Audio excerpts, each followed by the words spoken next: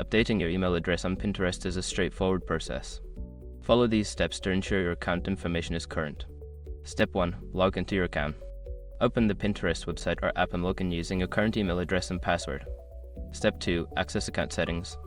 Once logged in, click on your profile picture or the profile icon.